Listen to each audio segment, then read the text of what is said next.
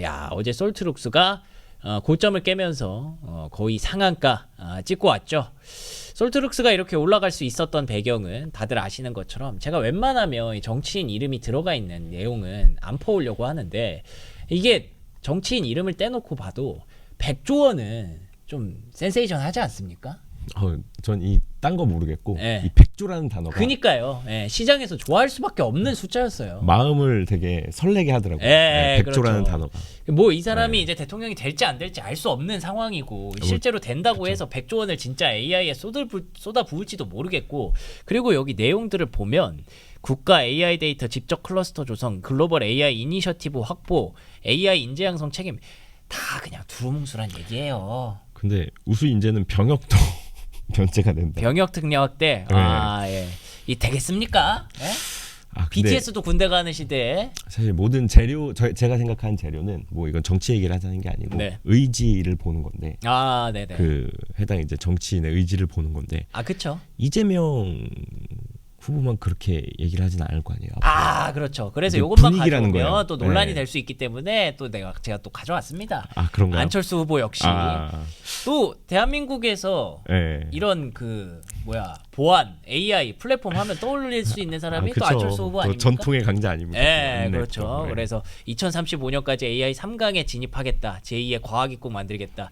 이러면서 되게 웃겼던 게, 안철수 후보가 이재명 후보 뭐 AI 알고 말하나? 이러면서 토론 한번 하자. 이렇게 얘기를 하더라고요. 근데 그렇게 네. 되면은 사실 뭐 지지율의 어떤 격차를 떠나서 안 하는 게 좋을 것 같은데. 아니 그걸 떠나서 네. 그냥 AI라는 그 이야기가 네. 계속 돌지 않겠습니까, 시장에? 이게 그러니까 분위기가 될 거예요. 이게 사람들이 그렇죠. 좋게 반응을 한다. 만약 네. AI라는 영역에서.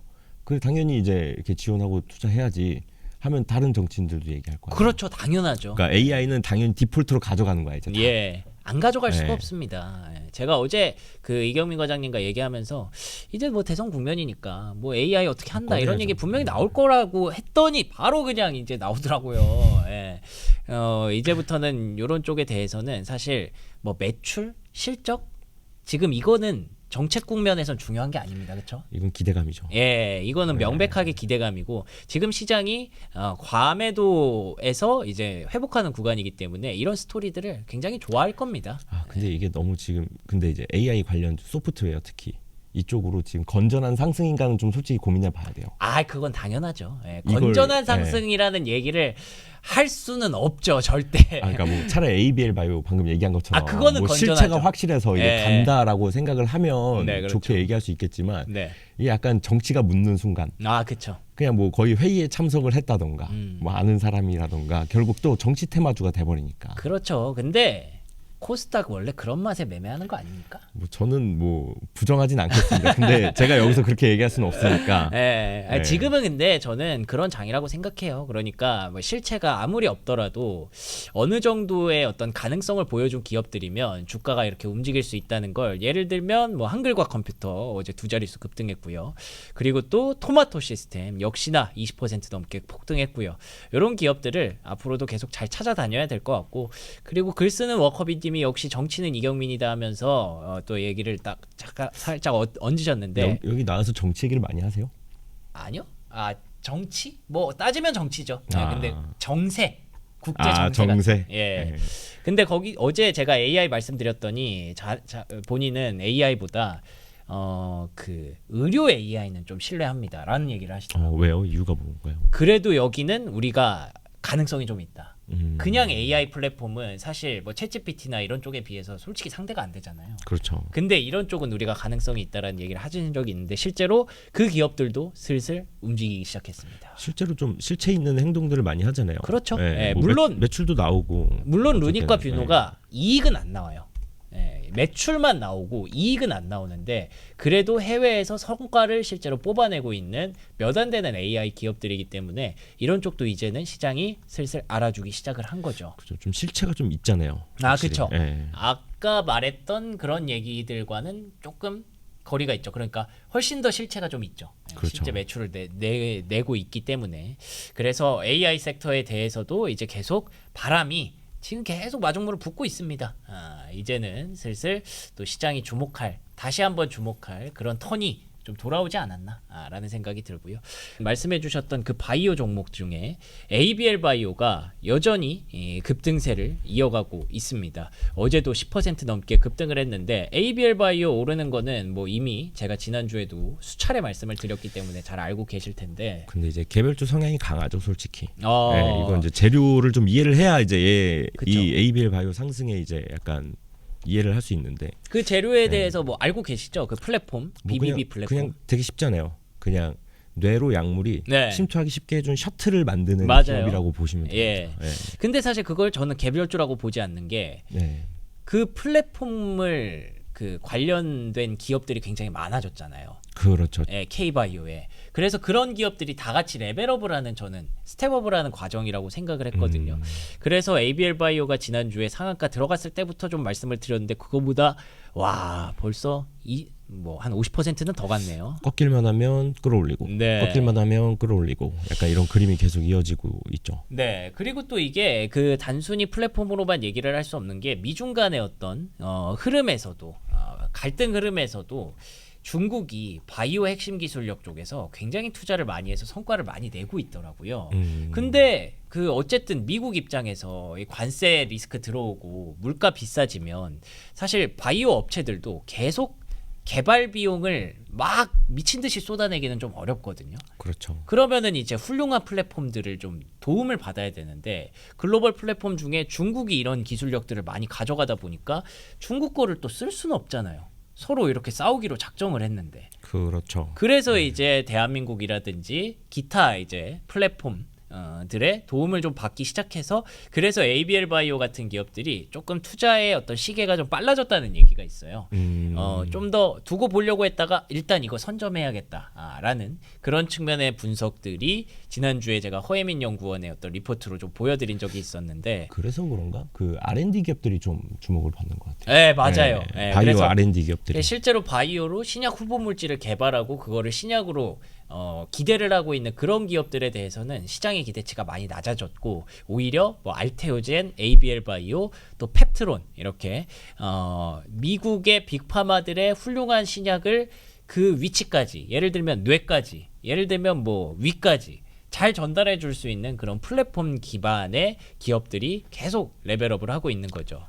실제로 생각보다 ABL 바이오 BBB 이게 되게 혁신적이라면서요? 이게 그럼요. 되게, 예, 엄청난 거죠. 예. 이 치매 시장에서 굉장히 중요한 역할을 할 거라고. 맞습니다. 네, 뇌까지 그 전달하는 거 진짜 네. 쉽지 않은 기업이 그 기술이기 때문에 그래서 그때 제가 리포트를 보여드리면서 허혜민 연구원이 그런 그 뭔가 성과를 만들어낸 기업들이 1조 원대에서 순식간에 3조 대까지 이렇게 올라간다 시가총액 올라간다라는 그 리포트 내용이 있었는데 여기 보니까 그 3조 대에 지금 그런 기업들이 되게 많아졌어요.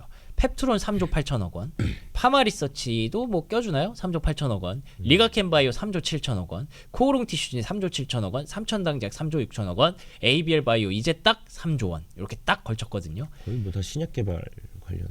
신약이 아니죠. 그러니까 신약 관련해서 아까 말씀드렸던 그 플랫폼 그렇죠, 그렇죠. 그런 거 쪽으로 도움을 주는 펩트론은 비만 쪽으로 도움을 주고 리가켄 바이오가 이제 ABL 바이오보다 조금 더 앞서간 그런 기업이고 그 가장 윗단에는 이제 알테오젠이 있죠. 알테오젠이 일단 중심을 떡하니 잡아주고 있기 때문에 이런 기업들이 같이 이렇게 딸려서 올라갈 수 있는 상황이고 진짜 신기하게 이 3조 원대에 이렇게 걸쳐 있더라고요. 그래서 만약에 3조 원까지 아직 가지 못한 이런 제약 플랫폼을 갖고 있는 기술력을 갖고 있는 업체들이 발견이 된다면 그런 기업들은 잘 정리를 해두시면 지금의 어떤 스텝업에 같이 동참을 할 수 있지 않을까. 또 은근히 이런 것도 있더라고요. 리가켄바이오 잘 가다가 갑자기 4.5% 꺾이는 경우도 있는데 약간 여기까지가 지금 한계선으로 일단 딱 맞추나 봐요. 3에서 4조 원 정도까지를 지금 시장에서 그렇게 딱 평가를 하고 있는 것 같습니다.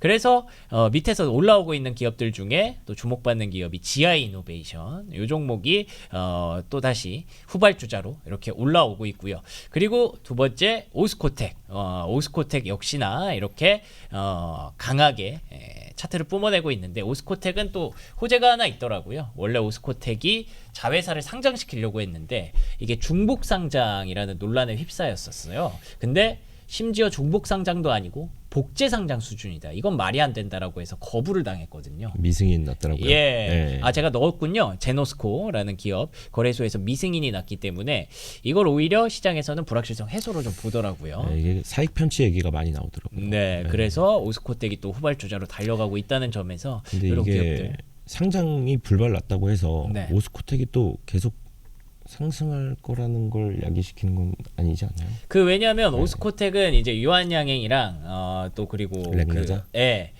계속 이제 그 기술 개발과 수출에 대한 그 모멘텀이 있었는데 그런 것들이 조금 덮여 있었기 때문에 이것 때문에 이것 때문에. 예, 그래서 이제 같이 좀 기술 개발을 도와줄 수 있는 어쨌든 플랫폼 계열에 저는 들어간다고 생각을 하거든요. 오스코텍 역시. 약간 어떻게 보면 상승 요인을 좀 이렇게 저해하고 있었던 게 예. 이제 거치니까. 네. 네.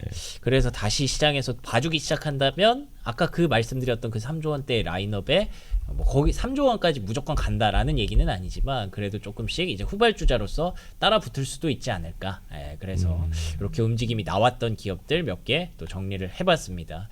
ABL 박명석 지표 과매수 구간에 왔음 보유자는 대비들 하시길 저도 그렇게 생각을 합니다. 그렇기 때문에 ABL 바이오를 꼭 사야 됩니다. 이런 말이 절대 아닙니다. 예, 심지어 어제로서 딱 3조 원 들어갔어요. 그렇기 때문에 고점 판독기예요. 예, 거기서부터는 뭐 추가로 뭐 기대할 만한 모멘텀이 충분히 많이 있습니다만 이제 다른 종목들을 좀 후발주자를 찾을 때다라는 점에서 이런 종목들도 말씀을 드렸고요. 일단은 로봇주 어제 또 로보로보 이렇게 급등을 했습니다. 이 외에도 두산 로보틱스 뭐 그다음에 레인보우 로보틱스 로봇주들 다 올랐더라고요. 맞아요.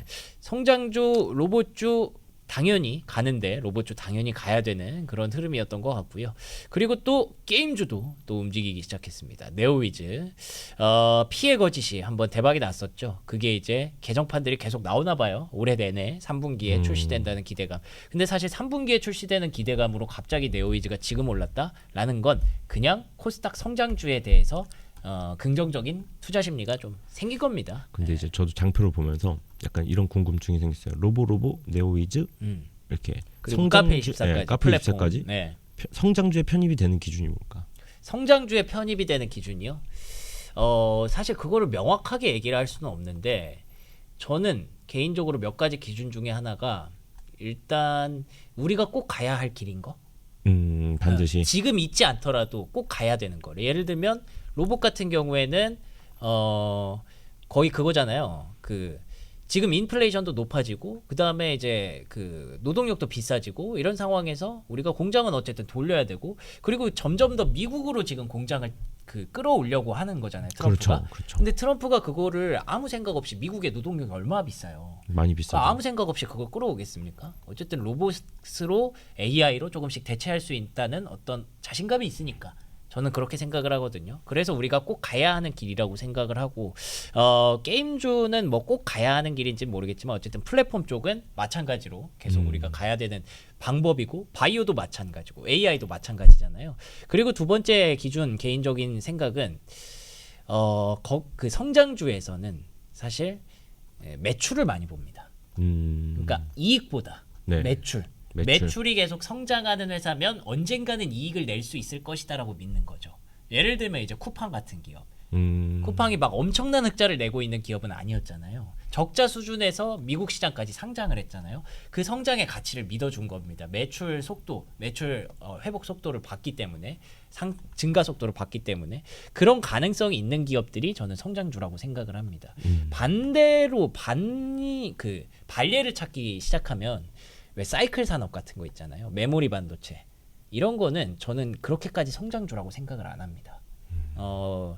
물론 그 HBM이라는 새로운 성장 모멘텀이 붙으면서 SK하이닉스는 성장주로 변모했지만 삼성전자를 놓고 우리가 성장주라고 얘기하진 않잖아요. 그렇죠. 예, 메모리 반도체 다른 그 팹리스나 파운드리 이런 쪽이 많이 약해졌기 때문에 그래서 계속 이렇게 사이클을 타는 산업은 저는 성장주라고 보기보다는 가치주라고 보고 계속 이 기업이 어디까지 올라갈지 모르겠다 이런 생각이 들어야 성장주인 것 같아요. 근데 모른다는 게 이제 어떻게 보면은 한계인 거죠. 단점이고. 그렇죠. 이거 여기까지였어 하고 여기서 팍 급락을 할 수도 있는 거니까. 예. 그렇죠. 좀 애매한 부분이 있는 것 같아요. 항상 성장주를 생각할 때는. 네. 그래서 그 애매함의 미학이라고 할까요? 또 주식이 또 그래야 또 그렇죠. 예, 그런 그래야 맛이 또 있지 않습니까? 가는 거죠, 사실. 예. 그리고 원래 우리가 주식을 살 때 이 주식이 뭐 한계가 명확하게 여기까지입니다 라고 상상을 하고 사는 사람이 몇이나 되겠습니까? 되게 주식은 저는 명확하게 꿈을 먹는 영역이라고 생각해요. 그렇죠. 예. 원래 주식은 그런 거예요. 근데 우리가 지금까지 꿈 얘기를 할 수가 없었어요. 관세 때문에, 그쵸. 인플레이션 때문에, 뭐 이런저런 트럼프 때문에. 근데 이제는 꿈 얘기를 하기 시작했다는 것 자체로, 제가 코스닥을 벌써 3개나 이렇게 시리즈로 가져왔다는 것 자체로 시장의 에너지와 분위기가 확실히 조금은 달라졌다 라고 생각을 해서 이렇게 오늘은 스페셜로 좀 꾸며봤습니다. 내일 또 좀 칼같은 꿰뚫는, 시장을 꿰뚫는 분석으로 또 찾아오도록 하겠습니다. 저희는 오늘은 그러면 마칠 시간이 돼서 여기서 물러나고요. 내일 또 우리 이경민 과장님과 함께 돌아오도록 하겠습니다. 시청해주신 여러분 고맙습니다.